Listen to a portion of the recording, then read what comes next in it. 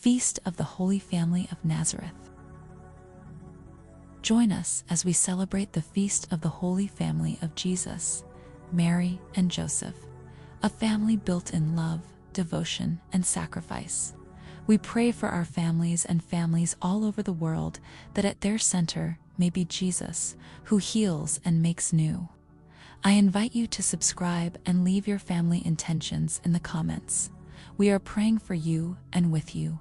God bless you. In the name of the Father, and of the Son, and of the Holy Spirit. Amen. Mention your intentions for your family.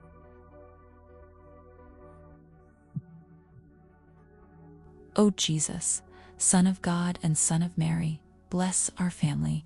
Graciously inspire in us the unity, peace, and mutual love that you found in your own family in the little town of Nazareth. O Mary, Mother of Jesus and our Mother, nourish our family with your faith and your love. Keep us close to your Son Jesus in all our sorrows and joys.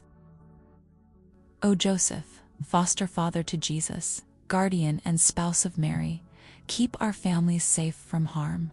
Help us in all times of discouragement or anxiety.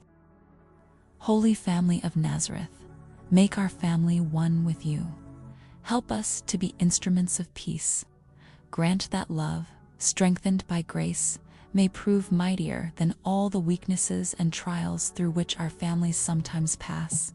May we always have God at the center of our hearts and homes until we are all one family, happy and at peace in our true home with you. Amen.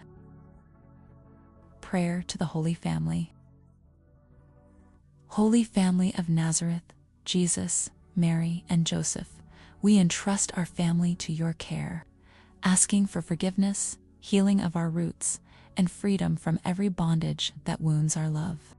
We pray your protection over our home, our health, our journeys, our relationships, and our faith, and for peace, unity, and reconciliation where there is division or hurt.